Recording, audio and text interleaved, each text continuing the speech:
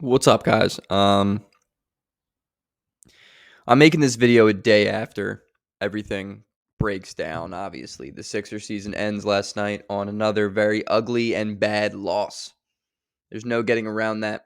Um, I've come to the conclusion where I am no longer believing the Sixers are a NBA contender, a Finals contender, a Larry O'Brien contender until they prove me otherwise.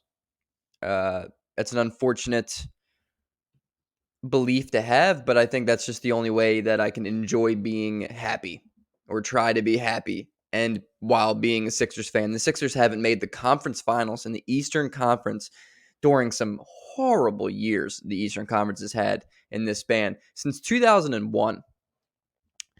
To put that in perspective, the Kings made the Western Conference finals in 2002. The Sixers haven't made the conference finals longer than the Sacramento Kings. We are a borderline poverty franchise, and it is truly embarrassing and devastating and hurtful to know that we cannot build around the but the runner-up MVP for back-to-back years.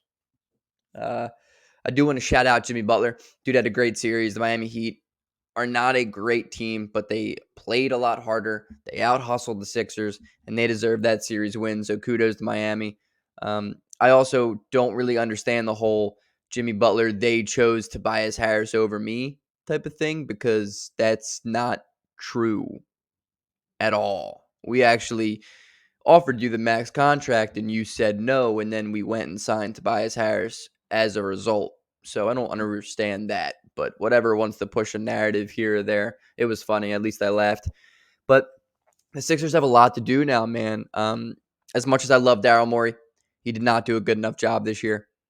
Granted, his hands were tied, and he did not have a lot of ability and wiggle room to go out and make moves because of the Colangelos and the way that this team has been constructed before he ever came in. But you know what?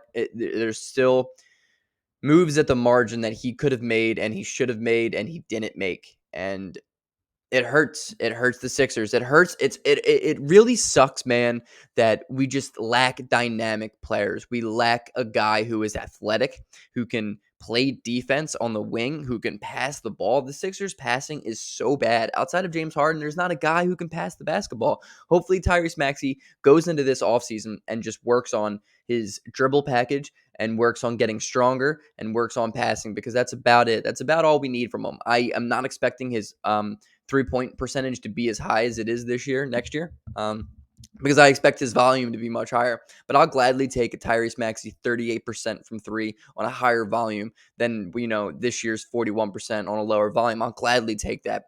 But it sucks. As a Sixers fan, it sucks because we don't even have the ability to go out and let young guys develop because of Doc Rivers. And it's going to lead me to this point, and I didn't even want to talk about it, but here I am sitting and talking about Doc Rivers. If Doc Rivers is here next year, I am going to be miserable from the first day of the year.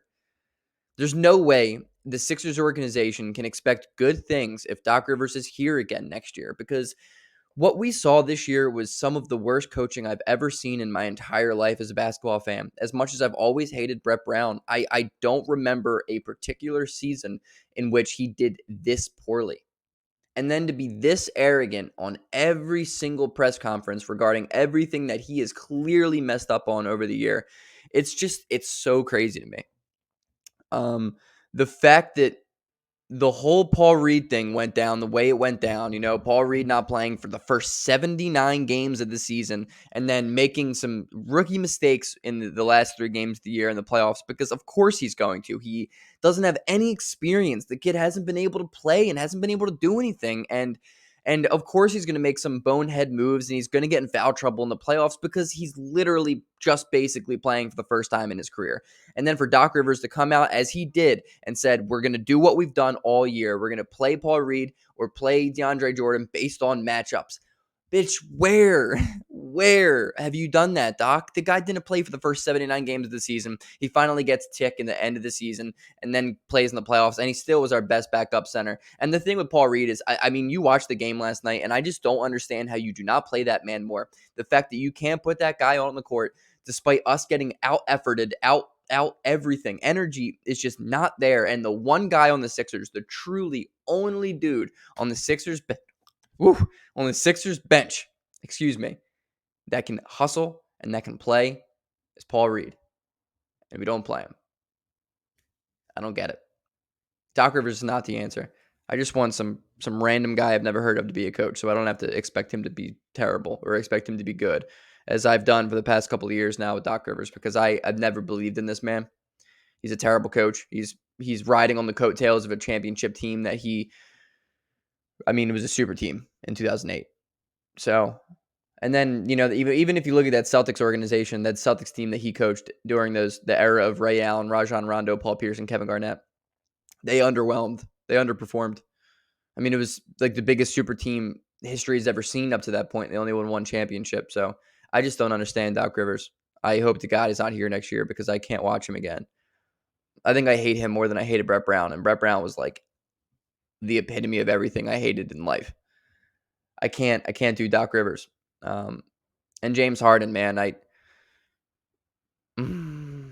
don't want to be like everybody else and say how much I hate him and how I don't want to re-sign him because I've already said that and I don't want to re-sign Harden. Last night is not this random this random night that we just saw for the first time. Like, oh my God, look at what James Harden did. Bro, James Harden's been doing this shit for his entire career.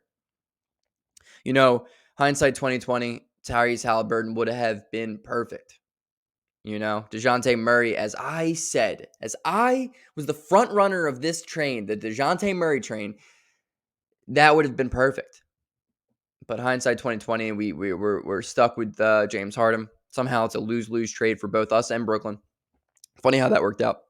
But yeah, no, he's not the answer. He's not the guy. Hopefully he takes a 1-year deal.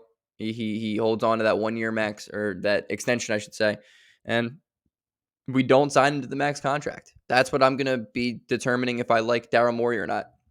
Daryl Morey is my favorite person in the organization, and I've believed in him more so than I've believed in any other person that's ever worked for the Sixers organization. And I truly believe that Daryl Morey is an analytical guy who understands the game of basketball at a pretty high level and knows how to put together a team. But, he's never won a championship. And he's come close, but he's never won it. And I just don't think he did a good job this year. We don't have any athletes. We don't have any 3-and-D wings. We don't have anybody who can come in. And Danny Green, the fact that I haven't said anything yet, Danny Green, prayers up, baby. I hope you're feeling better. I hope it's not the end of the career. A super impressive career, a championship level player, one of the most winningest guys to be on this Sixers team in a while. He is the culture behind the Sixers, and as soon as he went down, you knew the Sixers were going to lose, and it's a shame, man. I hope nothing but the best for you. You hate to see it, but as soon as Danny Green went down, the Sixers had nothing.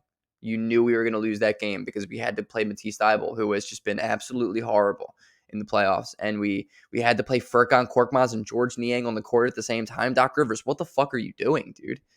Where are you? What do you think? Doc Rivers has constantly, every single day in this entire season, the last 2 seasons, he throws out these lineups that has not worked at all just because he thinks it's going to work this time. But he has no legitimate reasoning behind his substitution methods, and they don't work. And then at the end of the game, he says, well, I've determined that the Miami Heat are probably the better team. No shit, dude. Not only that, but you just get outcoached so hard. He refuses to rotate minutes between Paul Reed and Embiid, depending on Adebayo and Dedmon's rotations, which is just bad coaching. He's just a really, really bad coach. He really is. It's truly an anomaly to see the Sixers with a good coach. I just don't think it'll ever happen. I don't. We're like the Sacramento Kings of the East. It hurts, man. It hurts. The Sixers have a lot of work to do. I'm going to come out with an off-season video when the time is right. I'm going to start banging out more videos because now, honestly, this is my favorite time of the year, is the offseason. It's just a shame that ours is a little earlier than it should be. But that's life as a Philadelphia 76ers fan. Peace.